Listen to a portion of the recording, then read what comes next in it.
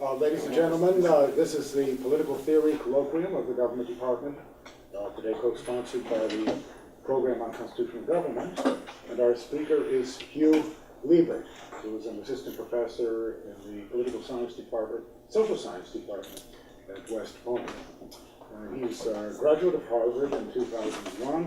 He was an elegant host, philosopher, and bon vivant at Eliot House. And then he went to University of Chicago and studied in social thought, where he got his PhD with his dissertation on Plutarch.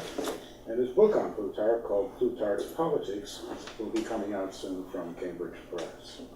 So his subject today is an introduction to the political philosophy of Plutarch. So Hugh Liebert. All right. First, thank you for having me. Thanks everyone for coming. As Harvey mentioned, I went to college here, so it's a real treat to be back as a teacher. It's kind of nerve-wracking in different ways. But the problem that kind of motivates my work on Plutarch actually is a problem that I started thinking about as an undergraduate, and that sort of motivated me to get into political theory. Which was basically, I arrived here at Harvard and realized that I had these attachments to my hometown, to my city, where I knew everybody. But I had some sort of attachment to the nation I belonged to, and then in some sense thought of myself as a human being belonging to this all-inclusive group of all human beings. And I wanted to understand what those different allegiances kind of required of me, and how they fit into each other, the tensions that might arise from them, and how they affected how I acted and thought about myself politically.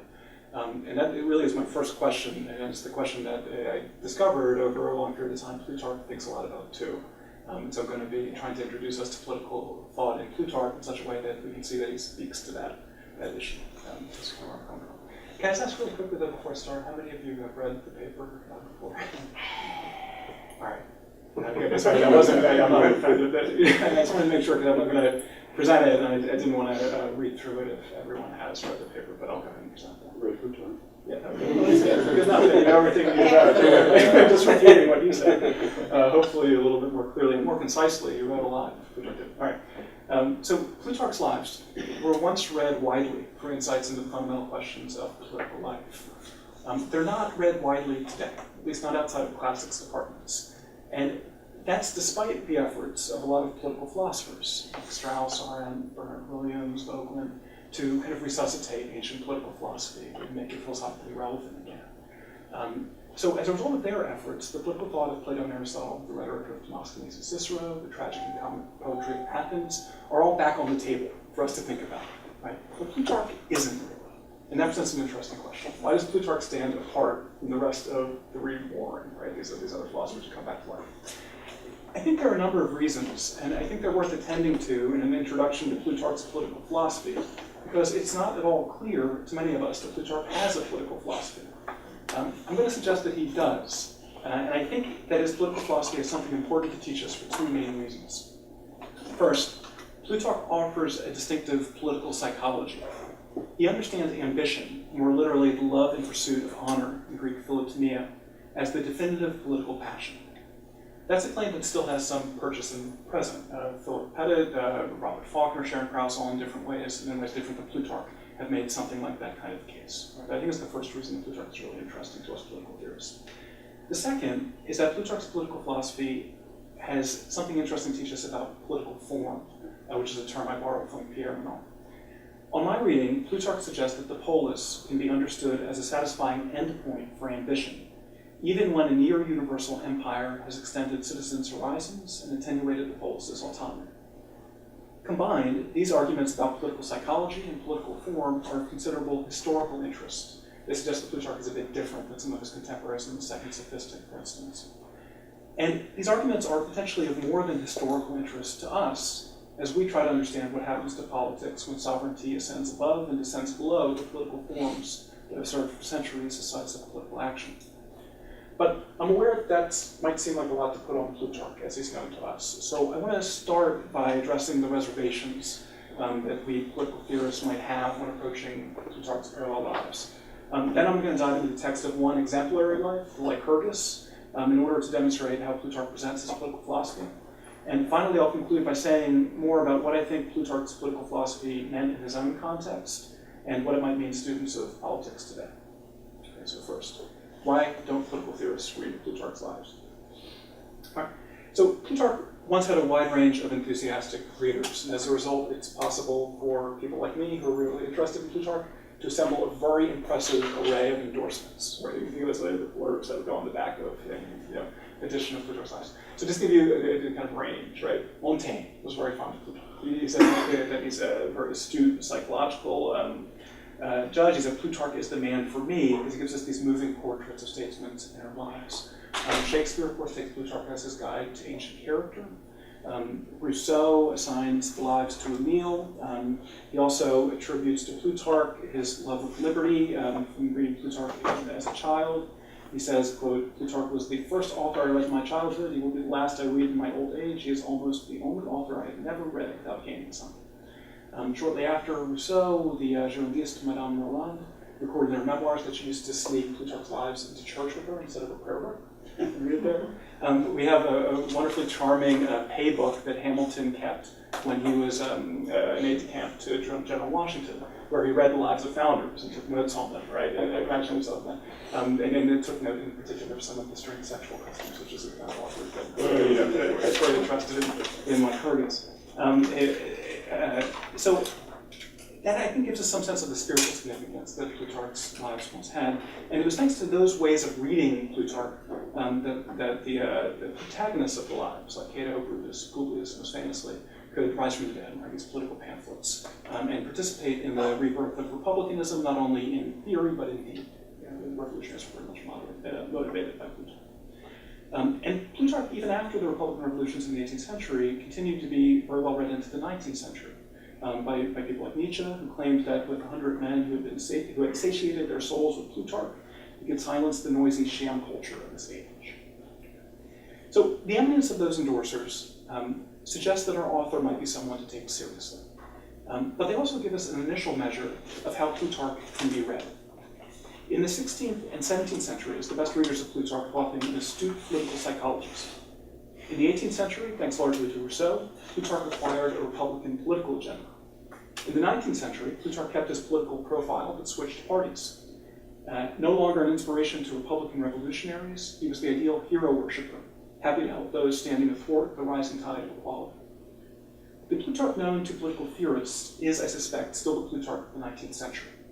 He's little more than an admirer of great men, and he's looked on with something of a distaste you might feel for Carlyle or something like that. He just seems kind of out of fashion.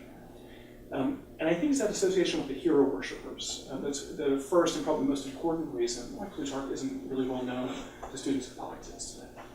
But there are other reasons, such as Plutarch's historical context. Plutarch lived from about 50 to 120 CE. He was, as a child, he went to see Nero on one of Nero's Greek excursions. He never participated in Olympics and steel statues from Delphi. And Plutarch saw that in person. And he wrote most of his work under Trajan and Hadrian towards the end of his life. So he lived under the empire, but he didn't write about the empire. It wasn't like his contemporary Tacitus, who tries to analyze the imperial regime, with a few minor exceptions. Instead, he wrote about Roman politics under the Republic. In the parallel lives. They start with Romulus and they end with Antony. And when he wrote on Greek politics, he focused by and large on Greek politics under the autonomous cities before Greece was conquered by Rome. Right, so those begin with Theseus and they run up towards Philippone when Greece falls under Rome.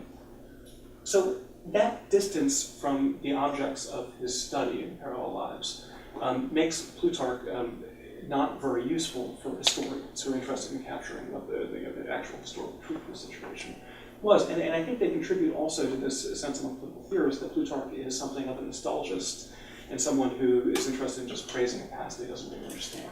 Macaulay captured that sentiment very well when he said that, quote, Plutarch writes of liberty as monks write of love.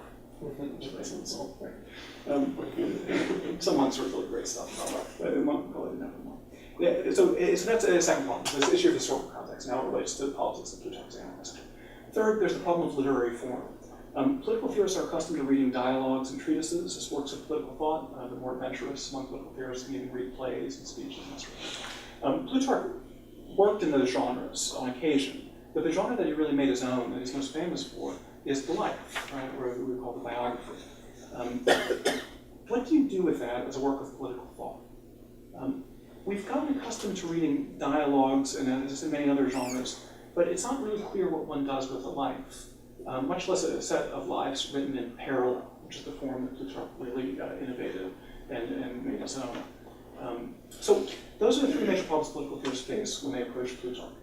He seems a rather straightforward worshiper of heroes, writing at a time that obscures his insights into the heroes he praises, and in a form that makes his thought difficult to access. So I want to turn now and defend the accused, briefly, as 3 points, before getting into Lycurgus. So I think properly understood, each of those impediments actually points to a feature of Plutarch works that can make kind of appealing to us. So let me just speak briefly about that. In the first case, you don't have to spend a very long time with the lives to understand that Plutarch is definitely doing something other than worshipping heroes. Right? Every character in the lives is flawed in one way or another. Even the characters that Plutarch seems most to admire, like Cato the Younger, have major flaws that Plutarch doesn't hesitate to point out. So it's just, I think, from a very poor reading or no reading at all, really, that you get this impression that Plutarch is a worshiper of heroes, even though he is more inclined to praise than blame, as he explains on a few occasions. But even when Plutarch praises, he doesn't do that to show his readers that they should admire, but what qualities do and do not deserve their admiration, how he and his readers should admire them, and perhaps most importantly, how their political condition reflects and informs their ability to admire properly. In other words, admiration, much less worship, is not the goal of Plutarch's work, but an instrument and an object of study in laws. Second, it's true that Plutarch's placement among the second sophistic, that is, there's this movement from about 60 to 230, 250 or so, depending on what it ends. So this movement of Greek intellectuals who are interested in Hellenizing Rome, Romanizing the Greeks. All right, Plutarch is among that crowd. That puts him somewhat outside of the kind of canon that political theorists conventionally read. But arguably that's a weakness in the canon, not in Plutarch, because there are a lot of interesting questions that this movement raises that are politically relevant questions. Among them, what does a republican past mean within imperial politics? What does the city mean when the city loses its autonomy and has to exist within a much broader political entity? What does Platonism mean when it confronts a political situation that it had anticipated only easily? Those are very interesting questions that these kind of works allow us to understand. Third, lives or biographies ought to be viewed, I think, as an exciting new frontier for political thought.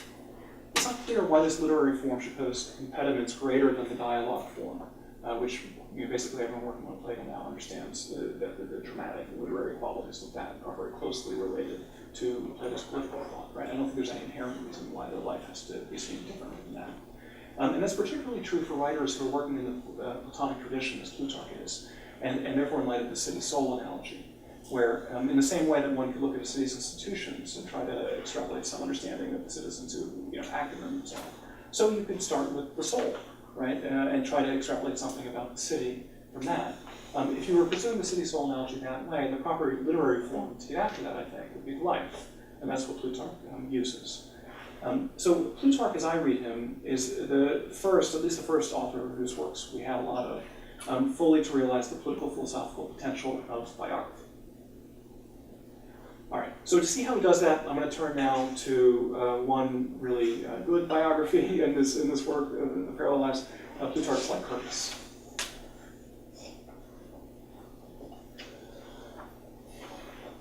Okay, so Plutarch's Lycurgus is one of 128 works that we have of Plutarch's. If the most authoritative catalog that we have of Plutarch's work is to believe, the Lamprey's catalog, it's one of 227 that Plutarch once wrote. Again, he's a prolific author. And it's not only that he's prolific, but he doesn't give us a whole lot of help in discovering the high ground in that vast landscape, like where we should start. There's nothing in Plutarch that's quite like Plato saying that the Republic will be the discussion of the best regime and the laws the discussion of the second best regime. There's nothing like the kind of dedicatory letters to the Prince of the Discourses where Machiavelli says they contain everything we learn. He leaves us more or less at our own devices in terms of figuring out a good way in to his work. Nevertheless, I think there are indications that the Lycurgus and Numa, this one pair of lives, is a particularly good place to start when studying Plutarch's political thought. And this for a couple of reasons. First, there are several pairs of lives where the theme of the lives is transparent, the reason those two people are joined together. So in the Alexander and Caesar, for instance, this is a study of conquest. In the Alcibiades and Coriolanus, it's a study of traitors. And similarly, in the Lycurgus and Numa, it's transparent that the theme is lawgiving. That's what Plutarch is trying to understand. And this is one of the loftiest themes in the tradition that Plutarch inherits, insofar as the moment of law-giving was understood as one in which political actors were most free from convention and most open to guidance from nature or the gods. The moment of law-giving was understood to be the moment where politics and philosophy came into rather close contact. So that's one reason, the theme.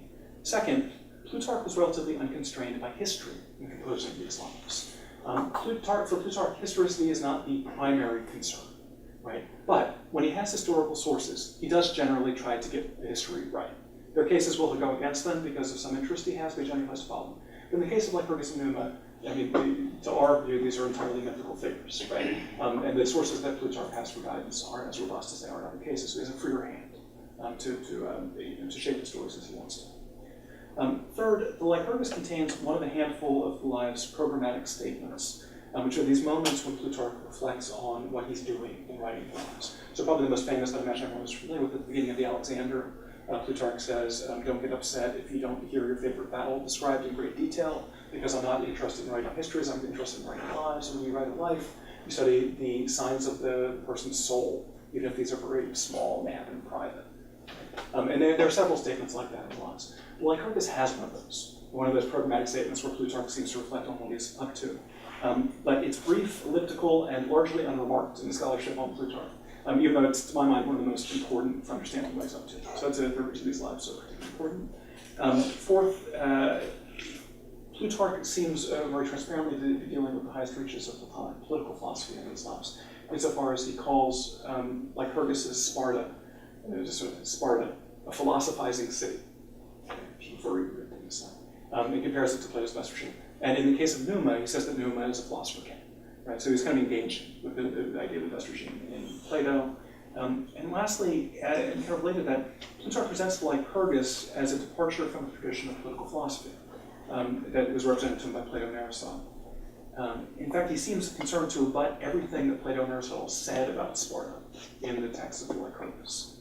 And I want to begin there in terms of getting into the lives, okay, and Lycurgus. So in the Lycurgus, Plutarch announces his departure from the tradition of political philosophy on a number of small points, right? So he calls his readers' attention to the fact that in laws, the Athenian stranger had said that that Spartans are all these kind of decadent homosexuals, right? And he says that's not true. Actually, homosexuality was a very important educational institution. He said that Aristotle said that women ruled in Sparta, and it was a bad regime for that reason. He says that's not true. Women were actually controlled by Lycurgus. He remarks on Aristotle's criticism of Sparta for being secretly luxurious and having property. He says that's not true. It's actually pristine and austere. That's what people praise Sparta say. So on each of these points, he tries to rebut what the political philosophers are saying. But on a more significant and philosophically important point, he wants to reject what they've said too, and that has to do with the question of the best regime. The political teachings of Socrates' disciples, for all their diversity on other points, have by and large agreed that the regime in which the wise ruled was best. The rule of honor lovers was an inferior alternative, because, as Plato put the critique of democracy, as Socrates in the Republic, lovers of honor seemed virtuous in public, but in private they were not virtuous. Insofar as you're oriented by honor and by the praise you give for public action, you can be virtuous when you're exposed to praise, but in private, when you're not exposed to praise, vice will kind of seep into the regime. This critique of democracy. Plutarch's analysis of Sparta, by contrast, wants to say that a regime that promotes and channels the love of honor can benefit greatly from that passion, particularly when it's shaped by the political form of the city, the small community of the city. Plutarch, in short, sets out to rehabilitate democracy. And that marks a very serious departure, I think, from what Plato and Aristotle did. All right. So, as I mentioned, Plutarch pursues that rehabilitation by a literary form rather different than Plato's dialogue or Aristotle's treatise or lecture. At first glance, the life provides philosophical arguments only rarely. Telling anecdotes are the coin of the realm. To study politics through the lives requires that we learn to reason as Plutarch does through stories rather than arguments. And so I want to start in talking about Lycurgus and lawgiving by telling you a story that Lycurgus, that Plutarch tells. And the story is this. So Lycurgus is born the second son in the royal family. His older brother dies. And after his older brother dies, his sister-in-law, the widow, comes to him and says, I'm pregnant. Like, she says that she will reach a deal with Lycurgus, whereby she'll kill her baby and marry him, and he'll be king. Okay? And Lycurgus says, great, let's do it. But don't abort the baby. You might hurt yourself in doing this. You know, so don't abort the baby. Deliver the baby, bring him to me, and we'll be done. And deal.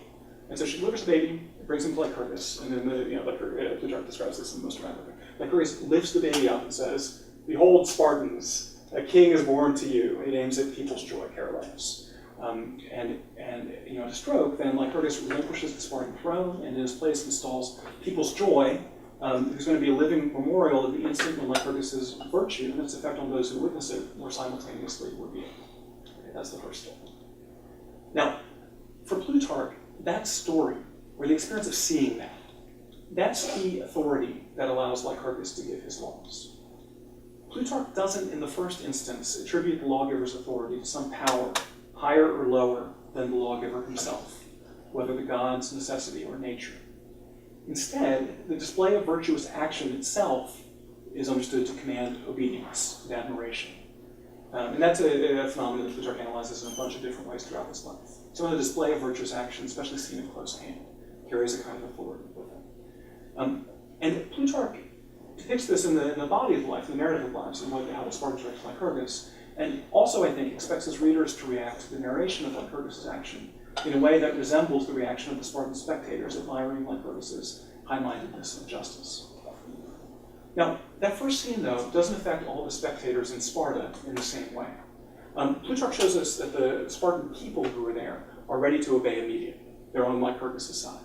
But there are also these other Spartans, the queen, the sister-in-law, and her retinue, who are much more cynical about this and only see the effectual truth of this, right, so to speak, which is a great upsurge in popular opinion, right? Lycurgus' approval rating is called Plutarch, and he has this following among the people. And they portray it that way to the people, right? They say that basically he's trying to win admiration and part of this long game, to win the monarchy in Sparta. And it works, right? Eventually the people turn on Lycurgus, and he's forced into exile. So you can see in those two reactions to Lycurgus, Plutarch describing to us two extremes between which you can imagine a kind of virtuous mean, right? On the one hand, you have this kind of worshipful praise that the people have, right? They see something virtuous and immediately willing to follow it, right? On the other hand, you have this cynical approach that the princes and the royals and so on have, which is to say that this is only a political form, doing something virtuous like this. And in between, you can imagine, between the excess of worship and the deficiency of cynicism, you can see a virtue that Aristotle hadn't named, which is the capacity to admire properly. Now, it turns out that in the narrative of the life, there's a group of people in Sparta who represent that virtue, capacity to admire properly. We're first introduced to them as the magistrates, who were present at this initial scene when Plutarch saves Lycurgus saves Chaeronea's. They hold public offices. They admire Lycurgus, but they're not like the people these kind of private admirers. They're people who have positions of authority in the city. When Lycurgus returns from his exile, those men, who are now called the best, the Aristoi, the Spartans, form the means and ends of the revolution. Lycurgus approaches each of those men individually, addressing them as equals and co-partners in the revolution, and he gives each of them a public role to play. 30 of them march into the agora at dawn. And when the sunrise comes up, we see that these figures, the magistrates, control the public space in Sparta. And they are initially installed as the first and most important, Plutarch says, of Lycurgus' innovations, which is the Senate. Right? So the Senate in Sparta is not only a check or a balance, but it enshrines a certain sort of character at the heart of Spartan political life, one defined by its reaction towards a striking display of virtuous action. Right, so the revolutionaries admire without worship or cynicism, are moved to act politically in such a way that they receive praise for their action. Plutarch's narration of that reaction to Lycurgus' saving of Chaeronea's models a response as readers might have towards Plutarch's narration of that action. Lycurgus' first and most important reform ensures that the most prominent political actors in Sparta are philotimoi, honor lovers. By analogy, we can imagine Plutarch's best readers gathered around the seat of power, ready to engage in Lycurgus' legislation. So the challenge that Plutarch sets for Lycurgus and his colleagues is to establish a timocracy that refutes Plato's critique of this regime. And the way they pursue that is to dissolve the distinction between people and senators, so that all of Sparta's citizens become philotimoi, capable of admiring in the right way. To that end, his laws turned toward the cultivation of the honor lover, the pleasures and pains that Socrates had said would undermine the democratic regime. First, wealth, and then physical pleasures and pains themselves. So I mentioned we're more familiar, I think, with the legislation as it has to do with wealth. So Lycurgus's law giving entails this radical austerity, where all sorts of things that one could buy are excluded from the city, all sorts of luxury items. There's this wonderful reform of the currency, where instead of gold and silver coins, we have these giant stones that you have to use. And it's interesting, there's not so much the details of the legislation there, but the way you can kind of see that responding to Plato's critique of democracy. That it's a way for Lycurgus, first of all, excluding certain things that might allow you to translate into public authority your private wealth, but also making any transaction of public wealth so difficult, right? The currency is very illiquid, right? So it's so difficult that everyone has to see it, right? So there's this element of private dealing is eliminated with these laws. Okay, and that's in a way an easy problem to solve as it's described to us. But the laws get subtler, I think, when they descend to the real root of the decay of the democracy, which is the privacy of the flesh and its experience of pleasure and pain. So not money, but pleasure and pain. That form of privacy would seem, I think, a kind of insurmountable stumbling block for democracy, insofar as that seems inherently private. Right? What our bodies experience in terms of pleasure and pain is inherently private. I mean, one way of thinking about it is that, insofar as we have a body, we're always kind of like Gyges with this ring. I mean, there's something that we alone can experience that's inaccessible to someone else.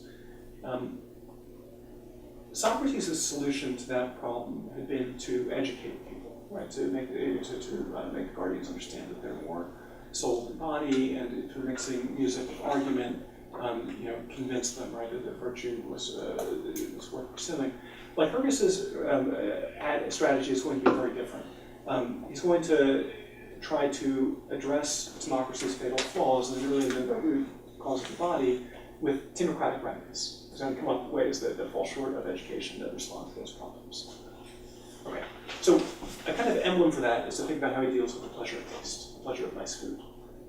And as in most cases, Plutarch puts this argument with a story, right, as opposed to an actual argument. And so here's the story, and this is another kind of fun story from the Lycurgus. So this is the story of Alcander. And the story is that when Plutarch, I keep eliding Plutarch and Lycurgus. That's not just a slip of my tongue, but it's an argument I actually want to make in this paper a little bit later on. So, but I don't mean to do it quite yet. All right, so then the story with Alcander is that Lycurgus is now, has redistributed land and made the currency different and so on, but it's going after movable properties, and there's this revolt against him, and an angry mob. Alcander is presented to us as a good-natured, spirited young man who gets carried away with the passions of the mob and pokes out Lycurgus' eye with a stick. Okay. The mob at that point realizes that he's gone a bit too far. They feel ashamed. And they say to Lycurgus, here's Alcander, punish him as you will. Right? And they expect him to execute Alcander. But instead, Lycurgus says, Alcander, you're coming with me, you'll be my private assistant, you will come home with me, right? And he shows Alcander how he lives at home, and Alcander kind of becomes his understudy. And Plutarch describes this as a conversion experience. That once Alcander sees the kind of life, the quality of life that moderation makes possible, he is still impetuous, but he's no longer a sort of violently impetuous young man. He's an impetuously moderate young man, right? He's got a converted person. For Plutarch, that's the founding story of the common messes in Sparta. That the common meals for Plutarch are understood to be the way really that a democracy educates for moderation, by allowing there to be virtuous examples that shape the character of the people who are observing them at close hand. And so he describes these scenes of old men giving up their meat on their plate to young Spartans, and then the kind of constant admiration of moderation that results from that. And so for Plutarch, that's the way that a democracy can be enshrined, admired, and taught. It's how a democratic regime can foster moderation. There's a similar kind of account of sexual pleasure, which I'm going to leave out for reasons of modesty and because I'm running out of time. And just say that just to notice in both of those cases, we as readers are seeing the same sorts of things that Plutarch's Spartans are responding to. And we're supposed to understand that there is something appealing about what might otherwise seem unappealing when we actually see what Lycurgus' home life looks like. Right? Lycurgus approaches physical pain rather differently. In part, his strategy there is to make the human body so immune to pain that pain doesn't register as a motivation anymore. And so this is how Plutarch approaches all of these very harsh Spartan customs that we're all familiar with, sleeping on reed beds outside and all the rest of it. And the other way that Plutarch approaches that is to say that that if you make honoring and shame your exposure to praise and blame as constant as the body's exposure to physical pleasure and pain, which is saying omnipresent, it's always there as part of the way you experience the world, that this can can shape people so that they're they're more sensitive to that than to physical pain. And it gives us a number of stories there that I don't want to talk too much about. Okay. The last point about Lycurgus's laws before I move on to justify my slippage between Lycurgus and Plutarch is that just to notice that all these laws turn on the power of vision. The suggestion is that in seeing this stuff firsthand, or being present and seeing virtuous action, that commands this authority and sustains the regime. So for Lycurgus, the laws only work in a small community, in a city where everyone is seen, and you can see other people constantly. The small size of the city is really essential, I think, to its nature. And its hold on the honor level arises from his experience of honor and shame, primarily through these being seen both voluntarily and involuntarily in the city. And the intent of Lycurgus' laws in general is to minimize the invisible in the city, to bring everything out into the open as much as possible. All right. So, Plutarch presents Lycurgus as a lawgiver who can respond convincingly to the philosopher's critique of the city for the reasons I tried to lay out. But he puts that argument even further when he gets into this peculiar passage that I've alluded to, where he calls Sparta a philosophizing city. And I want to read you where he says that. This is a quotation from Lycurgus. Lycurgus' design for a civil polity was adopted by Plato, Diogenes, Zeno, and by all those who have won approval for their treatises on the subject, although they left behind them only writings and words. Lycurgus, on the other hand, produced not only writings and words, but an actual polity, which was beyond imitation. And because he gave, to those who maintain that the much talked of natural disposition to wisdom exists only in theory, an example of an entire city philosophizing, his family rightly transcended that of all who ever founded polities among the Greeks. Okay. Well, that's weird, describing Sparta as a philosophizing city. One way to read that is just to treat it as a joke. Lots of interpreters do, and there's good precedent for that, because in the Pythagoras, Socrates makes a similar joke about I read that as a joke about Sparta being philosophical. But I think it's worth at least trying to take Plutarch seriously when we describe Sparta that way. And you can do that by looking at the moments in Lycurgus' life where he does something that looks like philosophy, or at least a reflection, right, as opposed to doing these great things that everyone sees and is influenced by. And when you do that, you see that Lycurgus represents a form of political philosophy that's radically political and radically agonistic. Okay, I want to say those. First, Lycurgus' philosophy is radically political. I would just say it's not concerned with the natural order or the divine order as it exists apart from the life of the city. Plutarch brings that out in a nice way when Lycurgus is away from the city. He describes Lycurgus looking back on the city and compares Lycurgus to the god of Plato's Timaeus, who has just created a universe and is watching it in its first motions.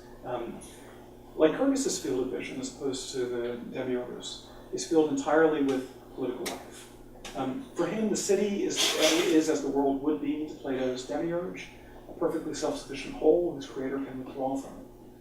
From a distance, the whole has a certain stability and order. From inside, it's constantly moving, but in an orderly way.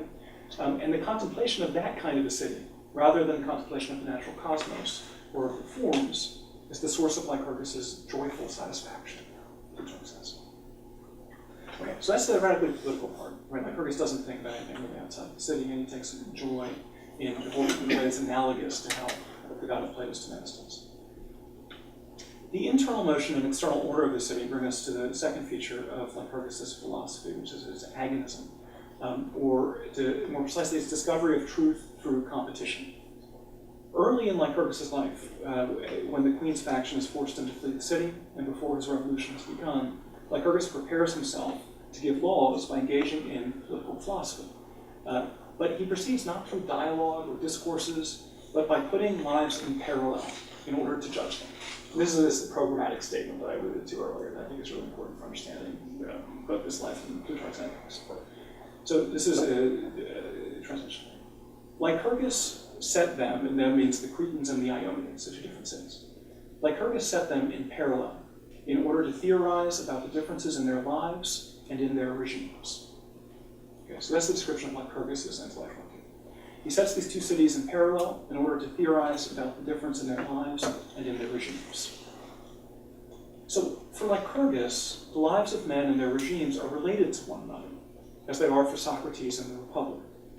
You might even say that there are as many forms of humans as there are of regimes. But where Socrates' typology of regimes crowns a theoretical elaboration of the best regime, which in turn has some relation to metaphysics, Lycurgus' putting them alongside one another in order to theorize seems sufficient unto itself. Lycurgus suggests that political phenomena can be adequately illuminated by arranging contests, oppositions that foster reflection on whether and in what ways one type of man might be superior to another. Lycurgus' city is built on public contests, the ceaseless motion of citizens opposing one another, the qualities of character the contests reveal and reward, and the intellectual virtues required for judging contestants. Spartan philosophy doesn't concern itself with anything beyond the city, but focuses instead on evaluating the virtues and vices, the deeds and misdeeds of men, particularly as they reveal themselves when men are set in opposition to one another. That sentence in Lycurgus, the Spartan lawgiver arranging parallels in order to theorize about lives and regimes, should be understood, I think, as one of the programmatic statements that Plutarch gives us about his own project. As Lycurgus engages in a radically political form of philosophy, so Plutarch in the Lives concerns himself almost exclusively with political life. As Lycurgus philosophizes and enables the city to philosophize by arranging contests, so Plutarch writes Lives in parallel. In other works, Plutarch practices philosophy as we know it from Athens and elsewhere, but the Lives are a different sort of enterprise. They're Spartan philosophy.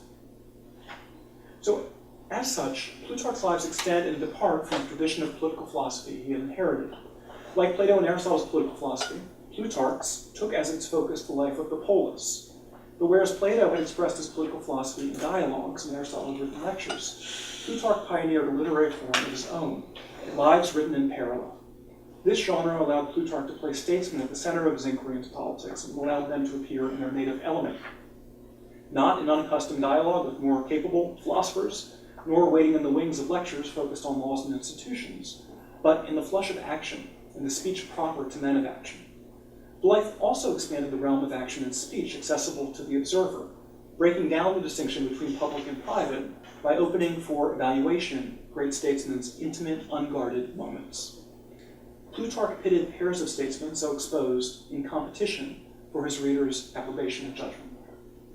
The effect was a literary renaissance of the visible community in which citizens were mutually known, capable of evaluating one another, and ambitious to win one another's praise. And Plutarch acted as the Lycurgus of that city, right? As you see in his parallel lives. So that, I hope, justifies my earlier precision about Plutarch and Lycurgus, because that's what I think fundamentally Plutarch is doing in the Lives, and I think Lycurgus is really a good way to get into the project. Now, I want to conclude just quickly by saying, first of all, I know there are a whole bunch of questions that one can ask about the Lives, but that discussion of that entry doesn't touch on it all, right? So I haven't talked about Lycurgus' partner in the pair, Numa. I have a chapter in my book about that. I'd be happy to talk about it later. I haven't talked about the relation between the Lives of Chaeronea. I haven't talked about Athens in any way. Plutarch writes a number of Lives of Athenians. And there are a number of other questions as well that you can ask. But I just want to give us a kind of initial entry into how we might read these parallel lives as works of political philosophy. So I want to conclude by saying briefly what I think that project, as I've described it, writing the parallel lives as a kind of latter-day Lycurgus, might have meant in Plutarch's own historical context, and then just allude very briefly to what it might mean to the kinds of things we're interested in today. So first, Plutarch in his historical context. I think one of the first instincts we might have about Plutarch when we approach him in the way that I suggested, and when we take account of the fact that that Plutarch he lived by and large in Chaeronea, in this small Greek city quite far away from Athens and Rome and a number of the other important centers that he could have lived in. He lived in his polis. His Lives of Romans focused on republican figures, not the empire, to suggest that maybe the greatest Rome had to offer was left behind when the regime transitioned into the empire. he praises only Greeks from autonomous cities, right? Suggesting that maybe something that Greekness has faded, right? Once the autonomy in the cities has been precluded by the conquest of Rome, right? So for all of those reasons and probably many more, you might want to view Plutarch as a kind of revolutionary, right? Either as a Republican or Greek separatist, but in any event as someone who's against the empire. That's probably not the best way to view Plutarch. And for a bunch of reasons, and here I'm relying on a bunch of Plutarch scholarship that by and large follows this way of interpreting it. First, in the regime that Plutarch is writing under the empire, it's not against the law to praise the old Romans and Greeks. Far from it. Right? Everyone praises the Roman Republic and the Greek cities. This is as much a practice done by Romans themselves as it is done by Greeks. There's nothing inherently revolutionary about that. There are limits, right? I mean, you can be persecuted by Domitian if you praise in the wrong way, these kind of Republican figures. But so long as you observe the limits, you can talk as much as you like about the sorts of things Plutarch talks about. There's nothing inherently revolutionary in the subject of what he's doing. Second, by the time Plutarch writes, Rome has arguably incorporated the Greek provinces fairly well. Many influential positions in the imperial administration are open to Greeks. You can be a senator in the imperial regime. You can hold many other offices as well. And you can even be emperor. You don't have to be a Roman to be an emperor, right? It's a long time since Tacitus is a secret of the empire that the emperors can be made elsewhere than Rome. That's been let out, right? So it seems as though the kind of ambitions of political people from the provinces are accommodated in a way in the regime Plutarch's writing about. Third, Plutarch's own life seems to testify to the harmony of Greece and Rome. Right? Plutarch isn't a disgruntled revolutionary intellectual kind of plotting the revolution, in his little home in Chaeronea. Quite the contrary. He has all sorts of friends among the Roman and Roman elite, both among the provincials and actual Italian Romans. He has wonderful dinner parties at home. We get this vivid picture in his works, in the lives, especially in the Moralia, where he has the life of a bon vivant. He has these wine parties and talks to his friends, right? Of the kind of robust and rewarding private life that Plutarch has. So looking at that, and he's also honored, by the emperors as well, as we can tell. Well, there's some dispute exactly how he's honored. Looking at all that, you might think that Plutarch's life testifies to the fact that Roman provincials are quite comfortable under the Greek provincials are quite comfortable under the Roman Empire. Nevertheless, Plutarch does offer us lots of evidence that there are things that you can't do under the Roman Empire that Plutarch suggests that he might like to do. For instance, you have to account, he says, and here I'm drawing on an essay in Moralia that's very famous for giving political advice to a young Greek man who wants to enter into political life. And Plutarch says to him, it's good to enter into the political life of the cities, but you have to remember that you always have the Roman boots hovering over your head. There's some dispute in the literature about whether this means the governor's shoes or the boots of the Roman soldiers. But in any event, there are Roman shoes up there, right, that you have to be aware of.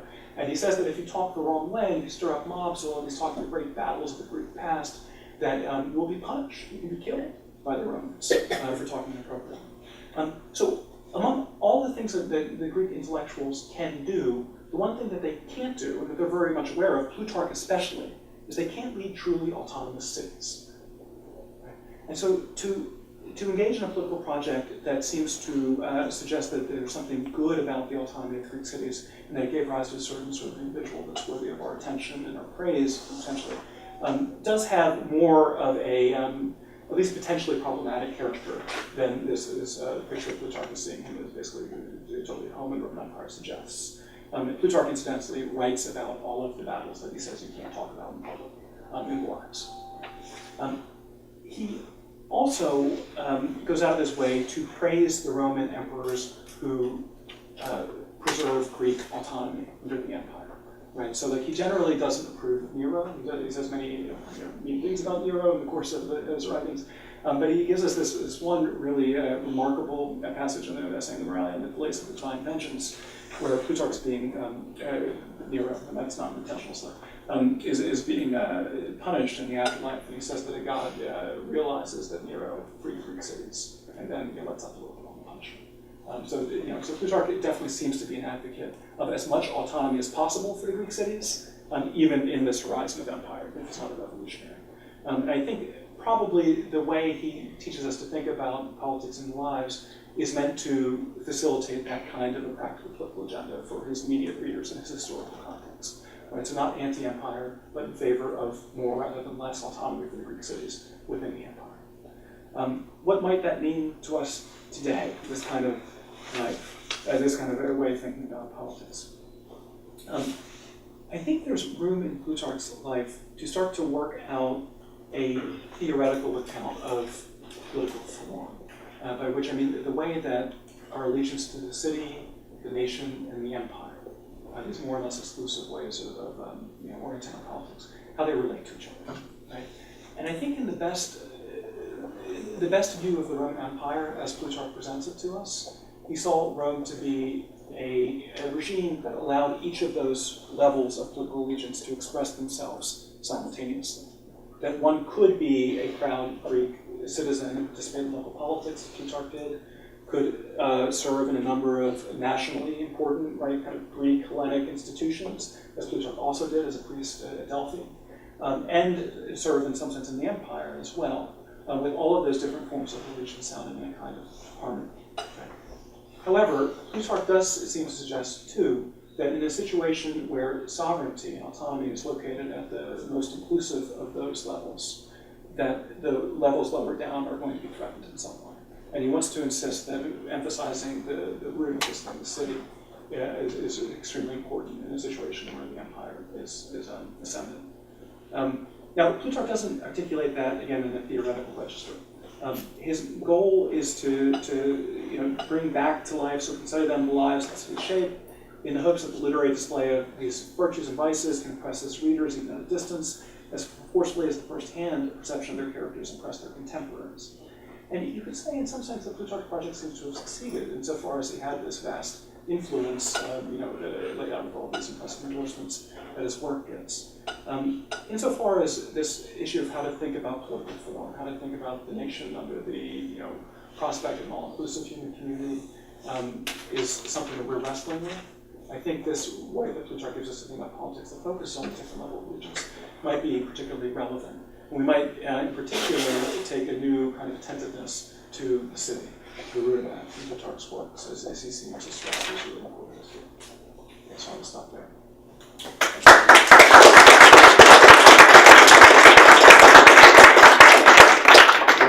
Thanks very much. And for a comment, we now turn to Jacob Abalakia. So, thanks. I'm going to do a little bit of recapitulation and then turn to some minor questions before ending with what I take to be my biggest question coming away from this. I read this with sort of great excitement, not only because it was written with a great deal of intelligence and humor, but also because it poses some important questions that remain under-theorized within history of political thought and political theory. All of us who study the ancients have asked ourselves at one point or another why our heroes read Plutarch, but we never do.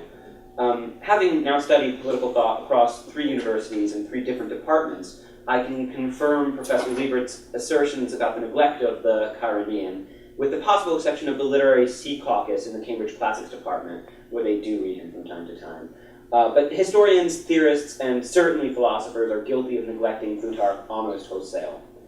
I found Professor Liebert's, that was, as soon as I picked up the paper, that was the question I had, and it was answered, and that made me very happy. I found Professor Liebert's explanation for why it is so almost entirely convincing. I'll restate some of his points, and in doing so try to ask some questions meant to clarify and push him a bit further. Professor Liebert deals with what seems to me to be the greatest and most pressing point first, the bold and obvious tendency of Plutarch to write about great men. Plato, and especially Aristotle, seem just right for today's social scientific institutionalism. We could argue over the details of the Athenian constitution all day, and frequently do, because such a conversation reflects the sort of arguments our colleagues have about the mechanisms of representation, etc., in our own society. Plutarch does not make it so easy. He writes about dead white men, and seems, at least at first blush, to think that the deeds of old, dead, rich men are the proper study of politics. Oh my. In addition, Plutarch is untimely. We squirm a little bit when a peripatetic tries to reconstruct 5th century democracy from his perch in the 320s. what use, then, can we have for the writings of someone a full 500 years after the fact about which he wrote? It sort of seems like taking Hilary Mantel seriously about the psychology or even the greatness of Thomas's More and Cromwell. And if you ask any early modernists, they don't do that. Lastly, there is the issue of form, which I think is the least of the issues here, but does present a pleasing paradox. In an era when the biographical fallacy, that the most important thing for understanding a work is the biography of the person who wrote it, is the reigning vulgarity in our literary criticism, we seem least interested in biography as an art form, or at least a form of political writing. I think both the second and third problems, the sort of historical oddity and the formal issue, point to some undigested difficulties of certain historicist methods in our field and other humanistic disciplines. We historicists are uneasy with what we take to be bad history, and we do not have the good faith to read it as great literature. For all these difficulties, Professor Liebert has, even in this short format, made a persuasive case for the importance of Plutarch to our discipline. Ours is not a classical age, it is not a golden age, and I wonder if it is even a silver age. It is thankfully not a dark age, and that makes it rather close to Plutarch's own time. We feel, like him, out of step with the political forms in which we live. Professor Liebert does not say this explicitly, but Plutarch is, in a sense, the perfect post-colonial political theorist. His anxieties about rule, culture, and influence speak to our own. His understanding of the imbalance between hegemonic center and periphery hold up a Roman mirror to our own forms of universalism. All this seems very right to me. Professor Liebert points out that Plutarch's provincial position sets him apart from his near contemporary Tacitus. Next to Plutarch's inventive theoretical struggles with the possibilities of political freedom in light of the actuality of Roman imperium, Tacitus's subtle republicanism seems almost idealistic. By placing political freedom so far in the past, Plutarch makes it an object of philosophical contemplation rather than a political objective, if I understand Professor Liebert's reading correctly. We might thus fruitfully compare Plutarch to another near contemporary, Flavius Josephus. Josephus is more truly a subaltern writer than Plutarch, writing in an adopted Greek. And the consequences of Judaea Capta were in many ways more radical than that of Graecia Capta. Yet I wonder if Josephus might not suggest a parallel life to Plutarch, a thinker and historian trying to deal with the present through the past in ways difficult, if suggestive, for the modern reader. I have, as some in the room know, I have a particular obsession with Josephus, so I won't go further. But I do think that both Plutarch and Josephus reorient us to how we might approach minor figures in the canon. Precisely their boringness or their weirdness makes them, I think, fruitful in certain ways. And especially, maybe it's just the second century, the first and second century, have a particular historical import for us. But I'll leave that there. Professor Liebert tantalizes us with a glimpse of the sort of close reading his book promises to include through a brief discussion of Plutarch Lycurgus. I won't recapitulate the points he made. I'll just highlight another interesting Plutarchian characteristic which I take to be in the background here. Sparta, the real historical Sparta, was an object of great interest for the historiographers, sophists, and Socratics of the classical era. Many of them, especially Plato and Xenophon, used Sparta as a sort of ideal type, changing the real Sparta into a theoretical shorthand which was good to think with. So we have the first movement, which is taking actual Sparta and turning it into idealized Sparta. In Plutarch, who is writing a history of Sparta with the ideal Sparta of the philosophers in mind, we get a new type of ideal Sparta. One is interested in a philosophical debate with Plato as it is in representing facts on the ground in the 8th century BC. So the ideal Sparta of the Socratics gets turned into a supposed history of Sparta, which is in some ways called history or biography, but has been so transmogrified by contact with the political theoretical tradition that we're really fooling ourselves if we try to read it as history, and instead we should just embrace the fact that there's a tremendous amount of philosophical intertextuality going on here. I think this is a really subtle achievement of Professor Liebert's that even many credentialed classicists miss when they dismiss historical evidence from Plutarch. The parallel lives are not universal or natural history, natural history, both forms which were being written contemporaneously in the 1st and 2nd centuries. They're a form of philosophical commentary, in dialogue with earlier thought. When we begin to understand Plutarch's Sparta in the way we might Plato's Magnesia, new problems and questions open up, not least the relationship between texts in the parallel lives. Is there an architectonic in Plutarch? Do we just sort of match the texts to maybe Platonic or Xenophonic parallels, or is there a structure in which we have to read them? That was a question I had. What of the connection of the biographies to Roman, specifically Roman moral and historiographical and ethical traditions of exempla, which seems to be sort of unspoken presence here. We have a Greek taking very seriously the sort of things that Romans thought of as their sort of ethical heritage, the taking of an example. And indeed, what do we have to say about the connection between Greek and Roman ways of thinking historically and theoretically? This was an explicitly stated problem for 1st century Romans BC, and Professor Liebert makes me think it might be an implicit problem for Plutarch. Yeah, I'll leave that there. Let me close with what I take to be my most serious question at the end of this, even after the thought-provoking paper. Does not one presumption of the modern reader do more harm to our ability to read Plutarch than all the others mentioned above? Is not Plutarch the most susceptible of authors to the charge of being interested mainly in the liberty of the ancients over that of the moderns? In a sense, Professor Liebert has defended Plutarch against being an author of great men at the cost of confirming him as the paradigm of a certain type of ancient, one interested in the liberty within the city. If this is so, we risk being left with Plutarch, whose project structurally mirrors our own, the sort of displacement and discomfort within our political reality, but whose content remains out of date as ever, because where he still had a Chaeronea to return to, it's not clear that we have the possibility of that sort of action. You had a sort of encomium to action, which I think is right, because as long as the Greek tradition had existed, praxis, action, was connected to bios, life. And to write about a life is to write about a form of acting. Unfortunately, and I mean here I risk heading into trendy territory, there's a sort of problem with acting in the modern era, and so I wonder, you made Plutarch into a sort of Arendtian character, and the very problems that Arendt and others have found with acting in the modern age, and indeed the problem with the category of bios, the sort of rich active life, seem to me to prove really problematic for Plutarch.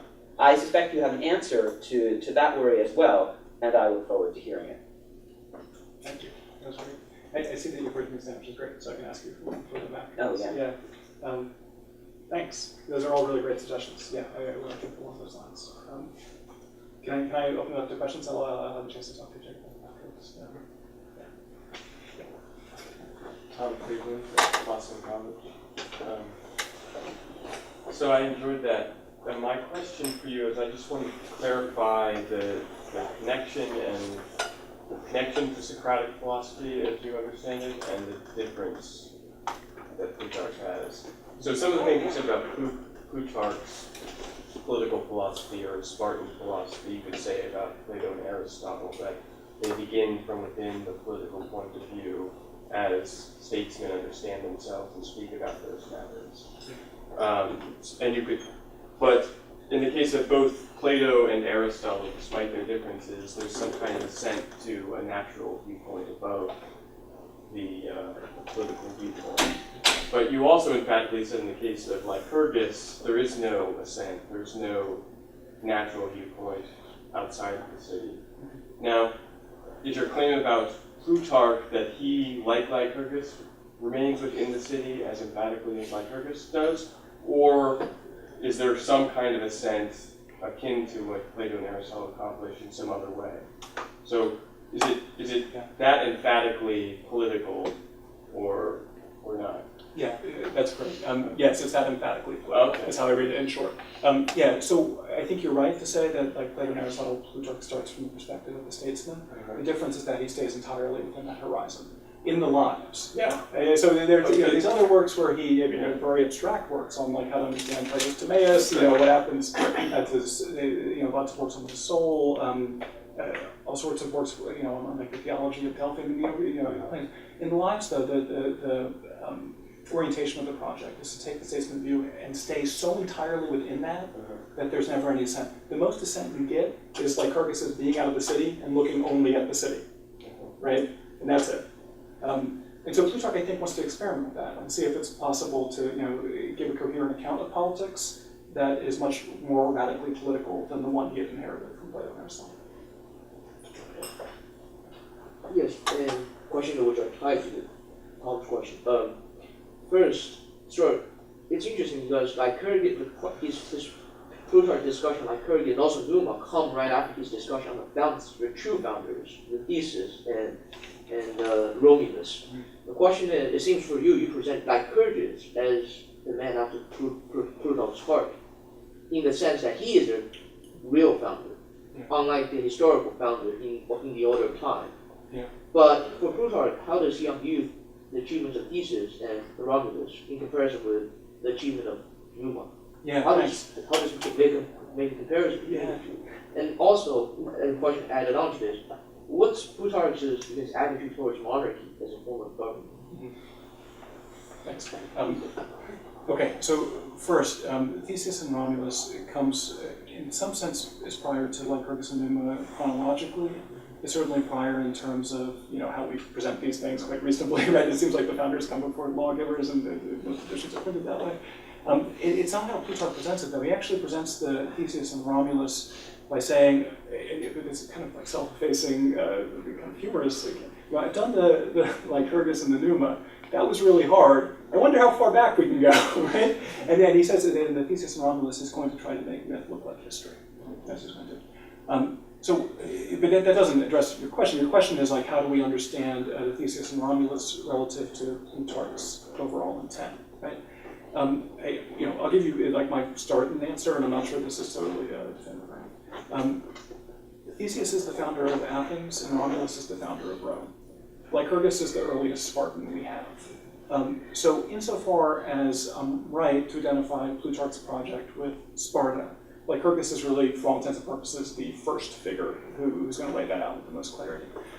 Romulus, Rome and Athens play a different role in Plutarch's thought.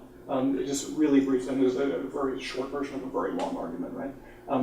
As I understand Rome, it generally has something to do with bringing different people together and this idea of working out a universal form for Plutarch, which is an element of his literary project as well, because after all, he doesn't write comparisons of only Greeks to Greeks, he writes Greeks to Romans, and the Romans he's exploring are these ones who are involved in this large project that he seems to think is telescoped in Romulus's project of founding the Romans, and not, by the way, in Numa's, right? Athens, for him, presents a similar sort of problem as Rome, insofar as you have a founder and then a lawgiver who in part is trying to correct some of the errors of the founding. A lot of Plutarch's interest in Athens focuses on how philosophy relates to politics. This is a much more prominent theme in the Solon than it is in the Theseus. The Theseus, he explores some themes that will come up later in the Athenian lives, like how a great individual relates to Demos, for instance. This is a very important theme. The way that Theseus doesn't really fit in the regime he founds as a founder. I mean, these are some things. But on my reading anyhow, the Theseus isn't quite as determinative for Plutarch's overall project as say Romulus would be or something like that. The interesting stuff in Athens comes up with Solon and with the subsequent lives.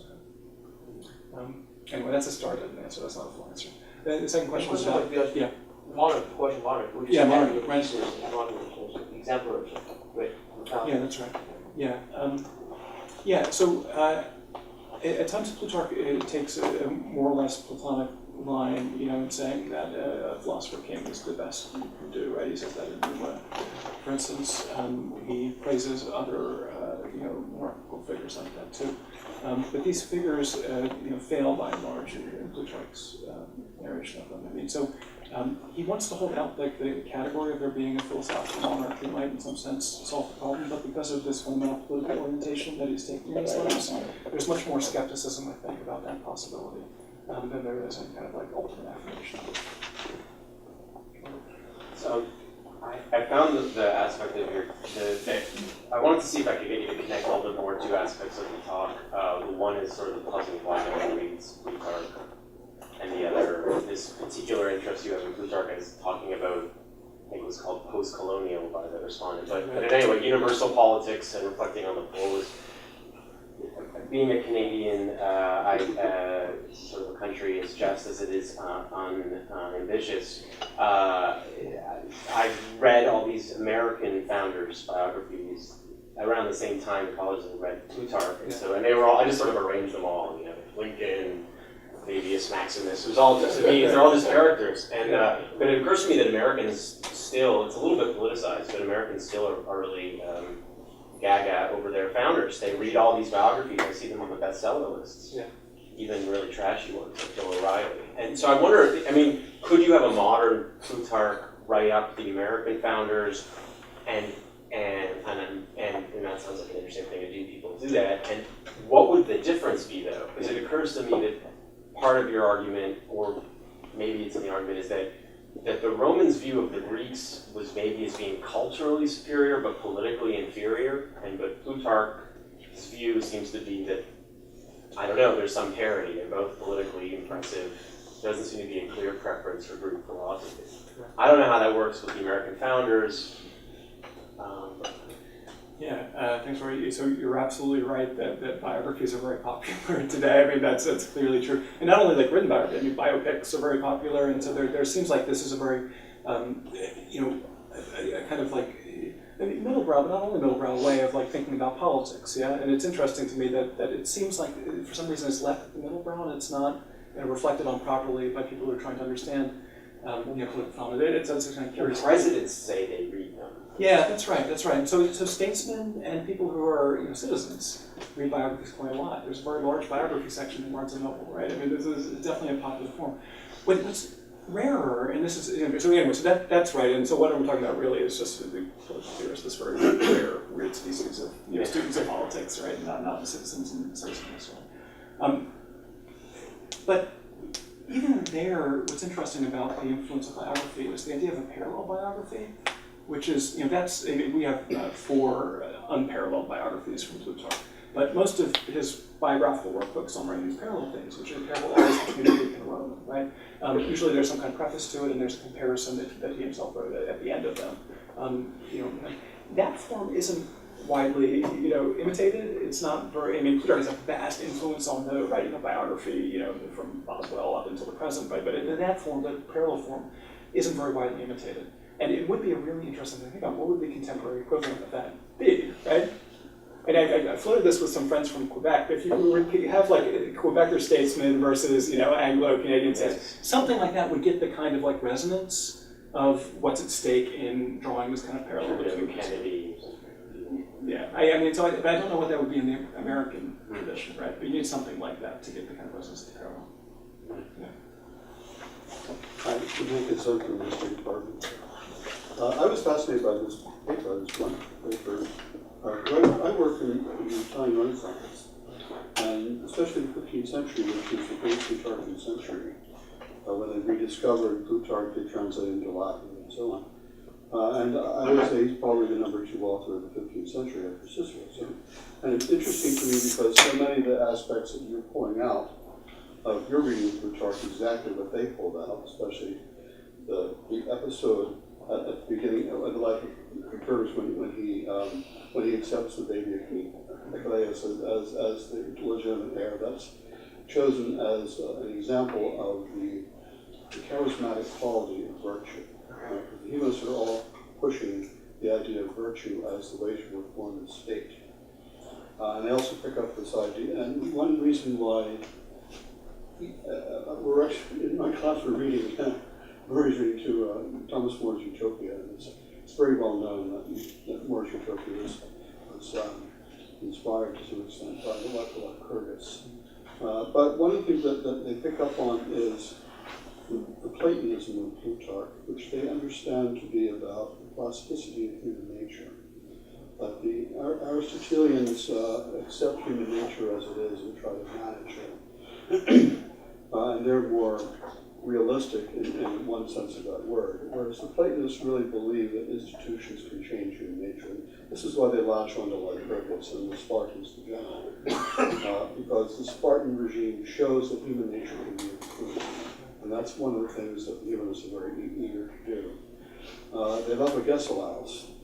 And Agesilaus is always contrasted with the Roman dynasts of the 1st century BC, Marius and Sulla and Caesar, who are generals who cannot control their ambition, who tear Rome apart. Whereas Agesilaus, who's conquering Asia like an Alexander the Great of Allet, gets the call from the city to come back, right? And he leaves his conquests and his tremendous personal power in Asia, and comes back and serves the city, sits down with the mess of the other guys, and they just and he doesn't claim any special privileges, even though he's the most powerful man in the world. 3 weeks before, well, a month before.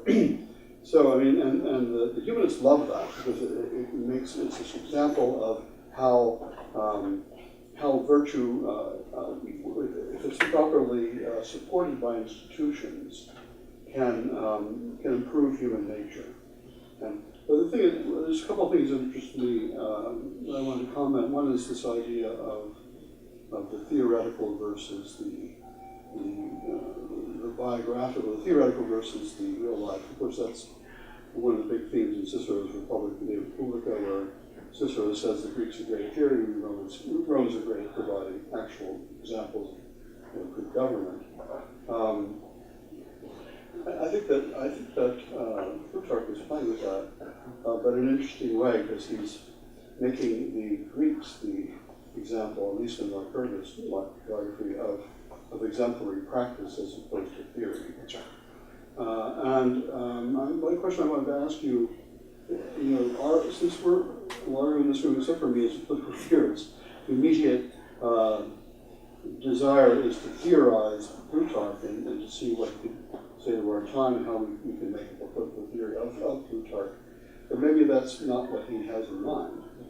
Maybe he doesn't really want to be a theorist like Plato and Aristotle. He wants to, he has a different way of addressing his audience. He has different purposes in mind. He wants to make people virtuous. He doesn't necessarily want to provide a theory of good government. Yes, I agree with you. He doesn't want to provide theory of good government. I think you're absolutely right to worry that trying to theorize Plutarch is somehow untrue to what he's doing. That's right. The challenge is, I think, to kind of capture what he's suggesting about politics in a way that does justice to the way he presents it, and still has some way of speaking about it in a theoretical register. But that's partly justified by what he does too, because when he presents, like at the beginning of Pericles, for instance, about the he's kind of explaining this charismatic effect of virtue, and he says the really remarkable thing about lives as opposed to statues is that when you see a display of virtue, you are moved after you inquire into it to imitate it. Right. And similarly, in the Lycurgus sentence that's so critical, from my reading of it, that he sets them in parallel, in order to theorize, right, and then to understand and imitate in some way, because they absolutely do. So I think even in writing Lives, Plutarch, kind of characterizes his reader as someone who isn't going to just sit back and admire, but really try to understand why this particular person did what they did, and what the political conditions they were under affected the action. And that's not exactly political theory in the sense of like working out, a set of institutions or whatever that corresponds to his insight into morality, but it's also not, I think, exactly history. I mean, it's more of a theoretical practice. I mean, that is the word that Plutarch uses for it too. than anything else. But, you know, I think he wants people to be virtuous. I think that he wants to inspire people to virtue, which in fact he does throughout the entire history of the reception of Plutarch. You know, that's what Rousseau's getting out of this when he's reading it. He's inspired to, he's thrilled with the virtuous actions. He wants to know what conditions would have to prevail. And there's where you get theoretical in order to bring the ability to act that way back. Yeah, so I agree completely that he wants to inspire. That's kind of, in a way, the end of the whole project. The goal of it is to inspire people to virtuous action. I think the only part where maybe like I would put the emphasis a little differently is I think there actually is a lot of ambiguity in how he presents these characters that requires some kind of reflection in order to resolve, and that Plutarch is very conscious of putting his reader in that position. A really great example of how he does that is just in the parallel form of lives, right? So he puts a Greek next to a Roman. They obviously have some similarities, right? It's very, obvious when we pay attention to them that, the life of Alexander is written with a view to the life of Caesar and vice versa. And so the parallel is set up, and you're asked to evaluate their virtues relative to each other, rather than just sitting back and admiring them. And then on top of that, he writes these synchreses, the translated comparison, which is a very poor translation. It's actually the active judgment at the end, where Plutarch casts you as a he gives you a vote, basically, and says, all right, now you have to pick which one of them was better, who won, right? And he goes through a kind of rhetorical exercise of making the case for one of his protagonists and then going to the other, and almost never making it clear who you really should vote for, right? And so, at the end of that is absolutely to make people virtuous in some way, but there's a lot of intellectual activity. Yeah. Do we know that whether people read these and discussed them afterward, were these meant to be public performances in some way, or We don't know. There are a bunch of different theories about that. Some people suggest that they're written to be rhetorical exercises in the school, and we have lots of evidence of similar sorts of things. These kind of comparisons being used in the school that way. Certainly, the crises are a rhetorical exercise that are used in the school too. I don't know of any evidence that we have that Plutarch's lives were actually used that way. Yes. I used to teach the lives many years ago. We would have debates in class based on exactly what you're getting at. And I didn't subject them to any votes, but polls. But it was an excellent way to get students thinking about the concrete, philosophizing about the political things, I guess you might say. So that's the orientation I came to this from, and why I was so excited to hear your talk and enjoyed it so much. I had forgotten all about the section in the Lycurgus about this city philosophizing. And so could you say a little bit more about what you think that means? Because you went through it a little quickly, and there seemed to be some sort of natural background to that. But then I've heard you say, no, this is radically political. And there's not an assent to political things as an entree to philosophy. Yeah. So you said very clearly. I think what he means is that in Sparta, people love reflecting and debating about human character, right? So they love wisdom in that sense, and they understand it very precisely. They're constantly discriminating among different people. This question that you put to your students, and actually the first class I took on Plutarch did the same thing. We kind of like tally, we keep a scorecard in the synchreses, right? And say that's a point for Numa, right? That's a point for Lycurgus, and try to see who won at the end, which was Nathan Tarkov's idea, not my idea. It's a really good way of approaching it. But it's that kind of judgment that I think Plutarch presents the Spartans as making. And so the kind of wisdom you could imagine, at the end of this pursuit of wisdom would be perfect knowledge of the human soul as it expresses itself in politics. And his claim, seems to be something that doesn't require you to understand the human soul's longing for anything other than politics. And that's the kind of, to my view, kind of radical and interesting way of distinguishing him from traditionally his partner.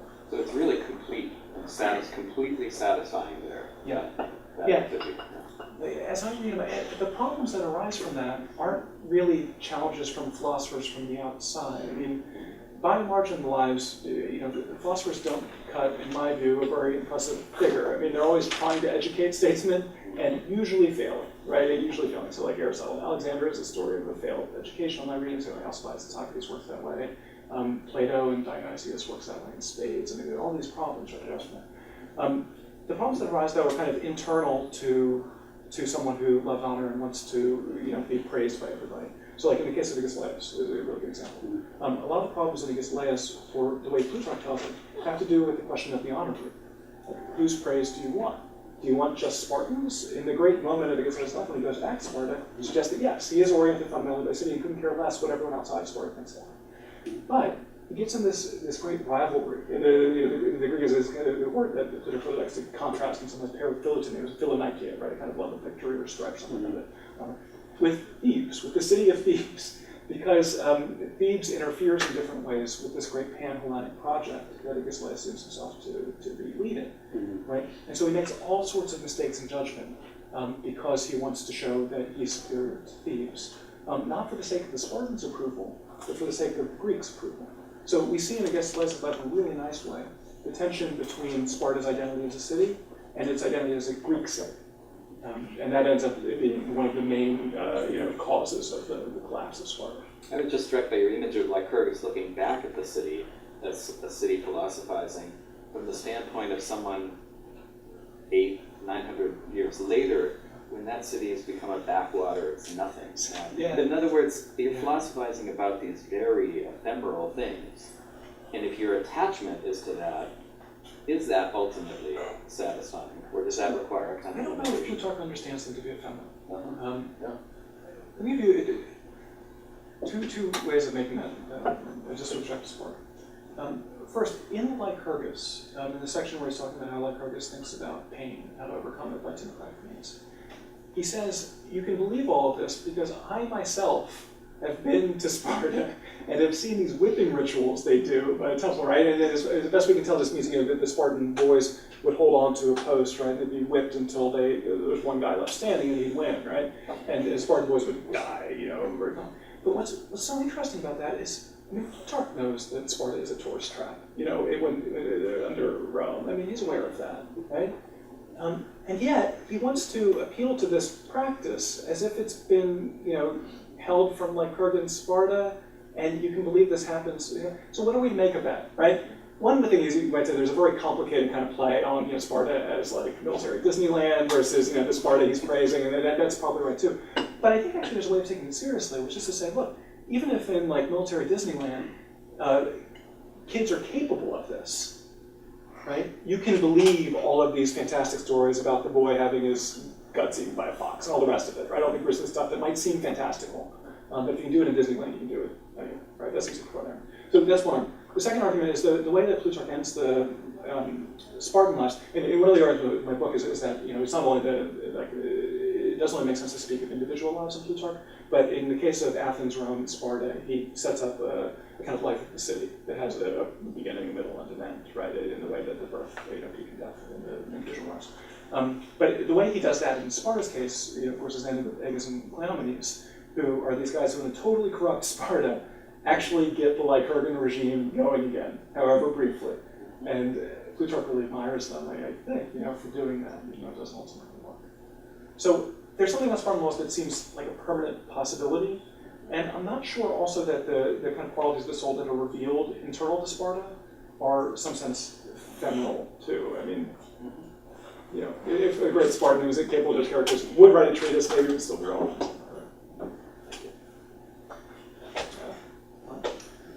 How would you, like some basic questions, I can't quite picture how one would investigate what is political without at some point having to go beyond it or having to find some standard for, I don't know, what even, what virtue would be or how you order it, the different virtues. Everything you know from Plato that you know very well.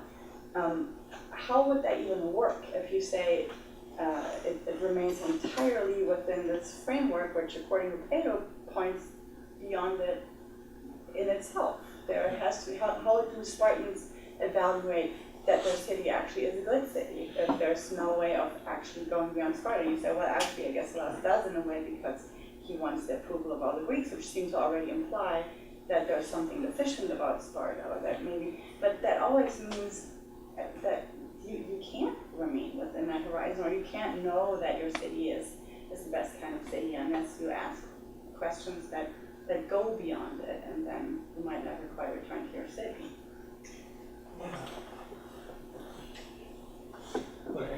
you must be right in some way about describing like why Iglesias like wants the praise of Greeks, right? I mean, that is right. That historically speaking, the Spartans want to know about other cities, and in the Moralia, there's a dialogue where Plutarch presents as characters these two Spartans who have just made a rule for like visiting all of these different sites, around the empire. So, this is the kind of end of it. Just chronologically in this works, the Spartans were globetrotters, right? And they're really trying to see everything they can.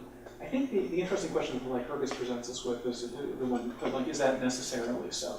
Right? I mean, is it the case that it would be impossible to satisfy kind of human desire, the human desire for wisdom, on the level of the city? And, I think I might not be totally persuaded by Plutarch's account of this. I mean, in some sense, I think Plato's probably right about this.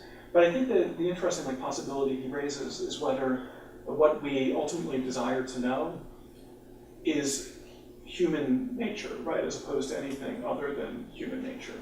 And whether, if you set up contests the right way, and maybe you had a sufficient variety of characters internal to the city, because there are better and worse, and they're all sorts of slaves and half-citizens and so on. Whether you could illuminate the human phenomena sufficiently through that. But how would that even begin to work? I mean, if you form everybody from, you only see human nature in light of certain tests or standards that are prescribed by the city. So, you could say I have the measure of pain or something, but I mean, who else do you say would be a better thinker, or who, but as phenomena that have to do with, that only come to light in terms of when lawfulness breaks down, or how, the whole variety of excellence, or even the question of what that would be, that can come to light in the city. If you don't have philosophy proper, how can you say we can begin to investigate human nature? If you can't investigate the soul apart from the politically manifested soul, then how can you know about the soul? If you can't have transpolitical virtue, how can you know the set of virtues? It's a weird thing. Yeah. Well, okay. I mean, I think kind of like on the superficial level of the question, like, do you have to like have experience of different human types in order to philosophize? Like, I don't think that's necessarily the case. And I think even like examining like how Plato represents Socrates, I mean, how much human diversity is there? We don't see Socrates traveling around to different countries, exploring the world or anything like that. I mean, it seems to be the case that the variety in Athens is sufficient for him to articulate the human phenomena, and when examined in the right way and put in the right kind of context. The other question of how would you even like know the political or the human soul if you didn't know something other than the political? Right? I think is a really good question. In Sparta you see things below the political, but nothing above the political. I mean, you do have slaves. You have women who are in this kind of marginal status, kind of outside the political, but playing a very important supportive role for it. The only thing you don't have is above the political. And so, so the argument must be something like that's sufficient to do it. That's an inadequate answer to you, but that's I think that's the way it is. How would Plutarch respond to an argument that became common in modern times, namely that the kind of virtue or ambition that he presents ultimately destroys the city and leads to the empire because it can't be contained by the city? It wasn't in Athens, and of course eventually it wasn't in Rome, and Rome was successful. Yeah. I think he wants to say that it's not necessarily so. That's why I take to be the theoretical claim of Lycurgus. In Sparta, so how does he compare Sparta, where it was contained, and Rome, where it wasn't? Yeah, well, Rome from the get-go, from the Romulus, is about acquiring and winning honor in that way. And this is the kind of the ironic outcome of the Numa too. I mean, because as Plutarch presents Numa, he's this he's a philosopher king, and what that ends up meaning on within this radically political horizon is he's someone who seems to be appealing to the gods in a way that's totally incomprehensible to everyone around him, and for whom, right, for these Roman citizens, that's a source of authority. Right? He's so confusing that he has to be believed by everybody. Right? He's a bit like that guy from it was Antiochus from the end of Herodotus I. You know, the kind of the monarch of the Medes who builds that giant temple, a castle, and like slowly recedes into the middle of it until the point where he's obeyed by everyone because no one has ever seen him. You know? Like, there's something like that dynamic. But anyway, but that doesn't end up lasting, right? That right away after Numa, they revert to the Romulan type, and the only thing that remains behind is Numa's ability to fuse together the Sabines and the Romans, the two ethnicities that have been warring, right? So I think on Plutarch's understanding, Rome is from the beginning an imperial city that is capable of fusing into one people, all these different people as encounters. And that's the essential kind of like, it's really the nature, I guess, of Rome, right, from the get-go. So why it is that political ambition transcends the city's boundaries in the Roman case is in a way that's not a question you can ask, because it's of the essence of the thing that is transcend boundaries. The Athenian case is more interesting. You know, so what's Plutarch's answer on that? Like, you know, in the Athenian case, it's a similar sort of story about a failed attempt to confine, but it's not even really an attempt to confine in this case, because Solon, he criticizes Solon for not doing what Lycurgus did in terms of trying to eliminate these acquisitive passions, and instead, you know, allowing them through like not equalizing property and all the rest of this. So I think probably in the Athenian case, there's something like a kind of modified version of Rome, and the real exception is Lycurgus. So Sparta was the only city that really stayed a city. That's right. I have a question about commemoration. But first, Machiavelli, you mentioned Machiavelli. He calls Plutarch a gravissimo scrittore, a very grave writer. That's nice. Is that a compliment? Well, I was going to ask you. Yeah, because gravity is not always the highest virtue. Well, anyway, but it seems to me that a possible beginning answer to the question about philosophy is that Plutarch invites and instructs admiration. And how different that is. So his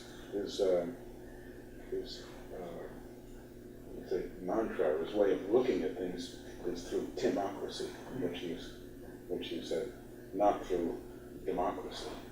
So how different that is from today, where, of course, in moral philosophy would never begin with people who are to be admired. And so he instructs it by getting you to understand. And so Aristotle makes a distinction between prizing and praising. And prizing is beyond praising, but Plutarch seems to want to show you how to praise the people that you prize,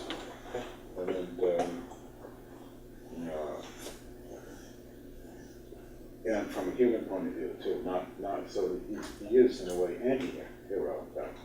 I suggest. Yeah, I think that's right. Anti-heroic, because he shows that heroes aren't gods or don't play with gods, but they're political types who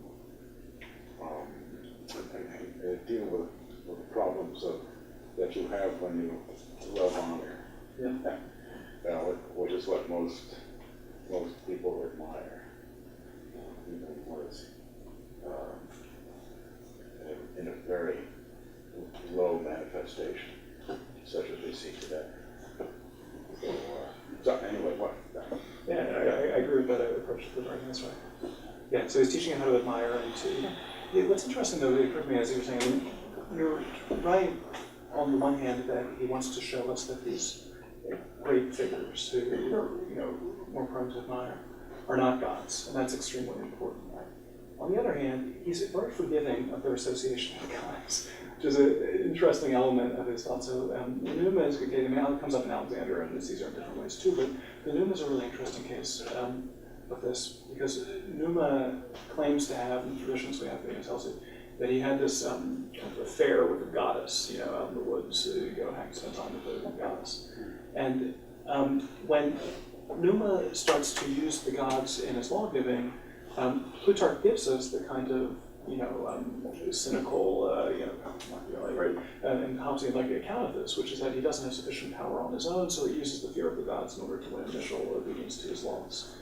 But he also gives us this other account, which says that actually the Romans thinking that Numa has this divine consort is one way they express their admiration for him, right? That he, of course, he's loved by gods because he's an amazingly virtuous, admirable individual, and he seems to want to, if not encourage, at least tolerate that way of thinking about great individuals and gods. On the other hand, he's explaining it to his readers, right? And so that's not to say that yes, they were, affiliated in this way with the gods, but this is how we should understand it, as a variety of admiration. Hugh, thanks. I enjoyed the talk a lot. I was struck with your discussion of Lycurgus parallelizing, introducing these contexts as a way of educating people. It seemed like you're kind of suggesting that the parallelizing and the encouraging people to think, approach virtue that way is maybe above all what he has in mind. Now that put me in mind of something Strauss says somewhere, I think it might have been in the Hegel 65 class, that in Plutarch, and so the context, if I remember right, of Hegel kind of disparaging the Romans vis-a-vis the Greeks, and Strauss says, if you look at Plutarch at the comparisons, if you look at the individual lives, the Greeks always look better. Yeah. If you look at the comparisons, he hedges, so the comparisons make it seem more equal or ambiguous. And I guess that seems roughly, that seems roughly right. Does that? I disagree. I think there are plenty of cases where the Romans more than hold their own against the Greeks. Yeah.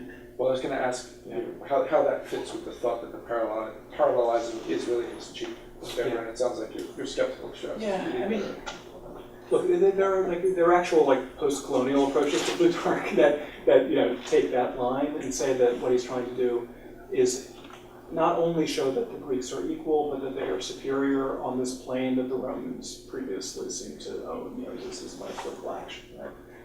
And what's more, Plutarch, when he's urging us to evaluate their characters, is using terms from Greek political thought by and large, right, and ethical tradition and so on, which is to say that he's kind of occupying the cultural, conceptual categories, right, and exerting power over the Romans in that way. To my mind, that's not a particularly fruitful way of reading Plutarch, because he seems to, it seems important to his project that I read it, and it's important to the way it's presented through Lycurgus too, that there's a kind of equality between the two, where you're left with a genuinely difficult decision at the end. And it's only out of that difficulty, I think, that you really can kind of engage in the reflection, the comparison, and actually learn something that may be of philosophical interest to you from doing that. So. Yeah, and also, I don't know exactly what, the only actually pair that I can think of where it seems like Plutarch kind of, decides pretty clearly on one or the other in the Greek is the Lycurgus Numa, where he ends up criticizing Lycurgus for things in Syncresis that are serious critiques. The critiques he's refuted in one way or another in the life of Lycurgus, and they're always made as conditional critiques, even in Syncresis. But that's it, and other than that, they seem pretty even-handed to me. I think Strauss's thought was that he had to be more careful about criticizing Romans and about criticizing Greeks, obviously. Yeah, that might be. Thank you. I just wanted to press you a little bit more on some of the things you've been talking about, especially love of honor, and especially whether ultimately Plutarch thinks the most admirable type of human being is moved by love of honor. I mean, you've stressed that. Ladies and gentlemen, this is the Political Theory Colloquium of the Government Department, today co-sponsored by the Program on Constitutional Government, and our speaker is Hugh Liebert, who is an assistant professor in the Political Science Department, Social Science Department at West Point. He's a graduate of Harvard in 2001. He was an elegant host, philosopher, and bon vivant at Eliot House, and then he went to University of Chicago and Committee in Social Thought, where he got his PhD with his dissertation on Plutarch. And his book on Plutarch, called Plutarch's Politics, will be coming out soon from Cambridge Press. So his subject today is an introduction to the political philosophy of Plutarch. So Hugh Liebert. All right. First, thank you for having me. Thanks everyone for coming. As Harvey mentioned, I went to college here, so it's a real treat to be back as a teacher. It's kind of everything in different ways. But the problem that kind of motivates my work on Plutarch actually is a problem that I started thinking about as an undergraduate, and that sort of motivated me to get into political theory. Which was basically, I arrived here at Harvard and realized that I had these attachments to my hometown, to my city, where I knew everybody. But I had some sort of attachment to the nation I belonged to, and then in some sense thought of myself as a human being belonging to this all-inclusive group of all human beings. And I wanted to understand what those different allegiances kind of required of me, and how they fit into each other, the tensions that might rise from them, and how they affected how I acted and thought about myself politically. And that really is my first question, and it's the question that I discovered over a long period of time Plutarch thinks a lot about too. So I'm going to be trying to introduce us to political thought in Plutarch in such a way that we can see that he speaks to that issue. That's where I'm coming from. Can I just ask really quickly though before I start, how many of you have read the paper before? All right. Sorry, I'm not offended. I just wanted to make sure because I'm going to present it, and I didn't want to read through it if everyone has read the paper, but I'll go ahead and present that. Read Plutarch. Yeah, because not that you know everything you about it. I'm just repeating what you said. Hopefully a little bit more clearly and more concisely. You read a lot. All right. So Plutarch's lives were once read widely for insights into the fundamental questions of political life. They're not read widely today, at least not outside of classics departments. And that's despite the efforts of a lot of political philosophers, like Strauss, Arendt, Bernard Williams, Vogelen, to kind of resuscitate ancient political philosophy and make it philosophically relevant again. So as a result of their efforts, the political thought of Plato and Aristotle, the rhetoric of Demosthenes and Cicero, the tragic and comic poetry of Athens, are all back on the table for us to think about, right? But Plutarch isn't really. And that presents an interesting question. Why does Plutarch stand apart from the rest of the Reed Warren, right? These other philosophers who come back to life. I think there are a number of reasons, and I think they're worth attending to in an introduction to Plutarch's political philosophy, because it's not at all clear to many of us that Plutarch has a political philosophy. I'm going to suggest that he does, and I think that his political philosophy is something important to teach us for two main reasons. First, Plutarch offers a distinctive political psychology. He understands ambition, more literally the love and pursuit of honor, in Greek philotimia, as the definitive political passion. That's a claim that still has some purchase in the present. Philip Pettit, Robert Faulkner, Sharon Krause, all in different ways, and in ways different than Plutarch, have made something like that kind of case. Right? I think it's the first reason that Plutarch is really interesting to us political theorists. The second is that Plutarch's political philosophy has something interesting to teach us about political form, which is a term I borrowed from Pierre Manon. On my reading, Plutarch suggests that the polis can be understood as a satisfying endpoint for ambition, even when a near-universal empire has extended citizens' horizons and attenuated the polis' autonomy. Combined, these arguments about political psychology and political form are of considerable historical interest. They suggest that Plutarch is a bit different than some of his contemporaries in the second sophistic, for instance. And these arguments are potentially of more than historical interest to us as we try to understand what happens to politics when sovereignty ascends above and descends below the political forms that have served for centuries as sites of political action. But I'm aware that might seem like a lot to put on Plutarch as he's known to us. So I want to start by addressing the reservations that we political theorists might have when approaching Plutarch's parallel lives. Then I'm going to dive into the text of one exemplary life, the Lycurgus, in order to demonstrate how Plutarch presents his political philosophy. And finally, I'll conclude by saying more about what I think Plutarch's political philosophy meant in his own context and what it might mean to students of politics today. Okay, so first, why don't political theorists read Plutarch's lives? All right. So Plutarch once had a wide range of enthusiastic readers, and as a result, it's possible for people like me who are really interested in Plutarch to assemble a very impressive array of endorsements. Right? You can think of it as the blurbs that would go on the back of edition of Plutarch's lives. So just to give you a kind of range, right? Montaigne was very fond of Plutarch. He said that he's a very astute psychological judge. He said Plutarch is the man for me because he gives us these moving portraits of statesmen and their lives. Shakespeare, of course, takes Plutarch as his guide to ancient character. Rousseau assigns the lives to Emile. He also attributes to Plutarch his love of liberty from reading Plutarch as a child. He says, quote, Plutarch was the first author I read in my childhood. He will be the last I read in my old age. He is almost the only author I have never read without gaining something. Shortly after Rousseau, the Girondist Madame Roland recorded in her memoirs that she used to sneak Plutarch's lives into church with her instead of a prayer book. Read it there. We have a wonderfully charming pay book that Hamilton kept when he was an aide-de-camp to General Washington, where he read the lives of founders and took notes on them, right? And imagined himself then. And it took note in particular of some of the strange sexual customs, which is a kind of awkward thing. It's very interested in Lycurgus. It now relates to the politics of Plutarch's analyst. Third, there's the problem of literary form.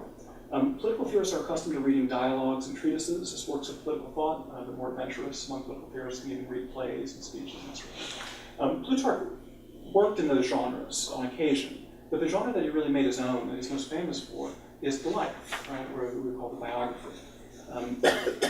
What do you do with that as a work of political thought? We've gotten accustomed to reading dialogues and as in many other genres, but it's not really clear what one does with a life. Much less a set of lives written in parallel, which is the form that Plutarch really innovated and made his own. So those are the three major problems political theorists face when they approach Plutarch. He seems a rather straightforward worshipper of heroes, writing at a time that obscures his insights into the heroes he praises, and in a form that makes his thought difficult to access. So I want to turn now and defend the accused, briefly, as 3 points, for the intro Lycurgus. So I think properly understood, each of those impediments actually points to a feature of Plutarch works that can kind of appeal to us. So let me just speak briefly about that. In the first case, you don't have to spend a very long time with the lives to understand that Plutarch is definitely doing something other than worshiping heroes. Right? Every character in the lives is flawed in one way or another. Even the characters that Plutarch seems most to admire, like Cato the Younger, have major flaws that Plutarch doesn't hesitate to point out. So it's just, I think, from a very poor reading or no reading at all, really, that you get this impression that Plutarch is a worshiper of heroes, even though he is more inclined to praise than blame, as he explains on a few occasions. But even when Plutarch praises, he doesn't do that to show his readers that they should admire, but what qualities do and do not deserve their admiration, how he and his readers should admire them, and perhaps most importantly, how their political condition inflects and informs their ability to admire properly. In other words, admiration, much less worship, is not the goal of Plutarch's work, but an instrument and an object of study, nonetheless. Second, it's true that Plutarch's placement among the second sophistic, that is, there's this movement from about 60 to 230, 250 or so, depending on what it ends. But this movement of Greek intellectuals who are interested in Hellenizing Rome or Romanizing the Greeks. All right, Plutarch is among that crowd. That puts him somewhat outside of the kind of canon that political theorists conventionally read. But arguably that's a weakness in the canon, not in Plutarch, because there are a lot of interesting questions that this movement raises that are politically relevant questions. Among them, what does a Republican past mean within imperial politics? What does the city mean when the city loses its autonomy and has to exist within a much broader political entity? What does Platonism mean when it confronts a political situation that it had anticipated only easily? Those are very interesting questions that these kind of works allow us to understand. Third, lives or biographies ought to be viewed, I think, as an exciting new frontier for political thought. It's not clear why this literary form should pose impediments greater than the dialogue form, which basically everyone working on Plato now understands that the dramatic and literary qualities of that are very closely related to Plato's political thought. Right? I don't think there's any inherent reason why the life has to be seen differently than that. And that's particularly true for writers who are working in the Platonic tradition, as Plutarch is, and therefore in light of the city-soul analogy, where in the same way that one could look at a city's institutions and try to extrapolate some understanding of the citizens who act in them themselves, so you could start with the soul, right, and try to extrapolate something about the city from that. If you were pursuing the city-soul analogy that way, the proper literary form to get after that, I think, would be life, and that's what Plutarch uses. So Plutarch, as I read him, is the first, at least the first author whose works we have a lot of, fully to realize the political philosophical potential of biography. All right, so to see how he does that, I'm going to turn now to one really good biography in this work, the Parallel Lives, Plutarch's Lycurgus.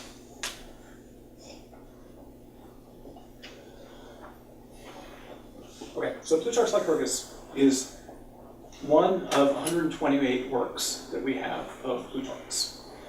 If the most authoritative catalog that we have of Plutarch's work is to believe, the Lamprey's catalog, it's one of 227 that Plutarch once wrote. Again, he's a prolific author.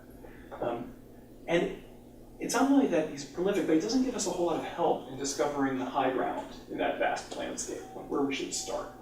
There's nothing in Plutarch that's quite like Plato saying that the Republic will be the discussion of the best regime and the laws the discussion of the second best regime. There's nothing like the kind of dedicatory letters to the Prince of the Discourses where Machiavelli says they contain everything we learned. He leaves us more or less at our own devices in terms of figuring out a good way in to his work. Nevertheless, I think there are indications that the Lycurgus and Numa, this one pair of lives, is a particularly good place to start when studying Plutarch's political thought. And this for a couple of reasons. First, there are several pairs of lives where the theme of the lives is transparent, the reason those two people are joined together. So in the Alexander and Caesar, for instance, this is a study of conquest. In the Alcibiades and Coriolanus, it's a study of traders. Similarly, in the Lycurgus and Numa, it's transparent that the theme is lawgiving. That's what Plutarch is trying to understand. And this is one of the loftiest themes in the tradition that Plutarch inherits, insofar as the moment of lawgiving was understood as one in which political actors were most free from convention and most open to guidance from nature or the gods. The moment of lawgiving was understood to be the moment where politics and philosophy came into rather close contact. So that's one reason, the theme. Second, Plutarch was relatively unconstrained by history in composing these lives. For Plutarch, historicity is not the primary concern, right? But when he has historical sources, he does generally try to get the history right. There are cases where he'll go against them because of some interest he has, but he generally has to follow them. But in the case of Lycurgus and Numa, I mean, to our view, these are entirely mythical figures, right? And the sources that Plutarch has for guidance aren't as robust as they are in other cases, so he has a freer hand to shape the stories as he wants to. So that, I think, gives us some sense of the spiritual significance that Plutarch's lives once had. And it was thanks to those ways of reading Plutarch that the protagonists of the lives, like Cato, Brutus, Publius, most famously, could rise from the dead and write these political pamphlets and participate in the rebirth of republicanism, not only in theory, but in deed. The revolutionaries were very much motivated by Plutarch. And Plutarch, even after the Republican revolutions in the 18th century, continued to be very well read into the 19th century by people like Nietzsche, who claimed that with 100 men who had satiated their souls with Plutarch, he could silence the noisy sham culture of this age. So the eminence of those endorsers suggests that our author might be someone to take seriously. But they also give us an initial measure of how Plutarch can be read. In the 16th and 17th centuries, the best readers of Plutarch thought him an astute political psychologist. In the 18th century, thanks largely to Rousseau, Plutarch acquired a Republican political agenda. In the 19th century, Plutarch kept his political profile but switched parties. No longer an inspiration to Republican revolutionaries, he was the ideal hero worshiper, happy to help those standing athwart the rising tide of equality. The Plutarch known to political theorists is, I suspect, still the Plutarch of the 19th century. He's little more than an admirer of great men, and he's looked on with something of a distaste you might feel for Carlyle or something like that. He just seems kind of out of fashion. And I think it's that association with the hero worshippers that's the first and probably most important reason why Plutarch isn't really well known to students of politics today. But there are other reasons, such as Plutarch's historical context. Plutarch lived from about 50 to 120 CE. He was, as a child, he went to see Nero on one of Nero's Greek excursions. He never participated in Olympics and steel statues in Delphi. And Plutarch saw that in person. And he wrote most of his work under Trajan and Hadrian towards the end of his life. So he lived under the empire, but he didn't write about the empire. It wasn't like his contemporary Tacitus, who tries to analyze the imperial regime, with a few minor exceptions. Instead, he wrote about Roman politics under the Republic. In the parallel lives. They start with Romulus and they end with Antony. And when he wrote on Greek politics, he focused by and large on Greek politics under the autonomous cities before Greece was conquered by Rome. Right, so those begin with Theseus and they run up towards Philippone when Greece falls under Rome. So that distance from the objects of his study in parallel lives makes Plutarch not very useful for historians who are interested in capturing what the actual historical truth of the situation was. And I think they contribute also to this sense among political theorists that Plutarch is something of a nostalgist and someone who is interested in just praising a past that he doesn't really understand. Macaulay captured that sentiment very well when he said that, quote, Plutarch writes of liberty as monks write of love. Which is nice and simple, right? Some monks wrote really great stuff about love, but Macaulay didn't have one. Yeah, so that's a second problem, this issue of historical context.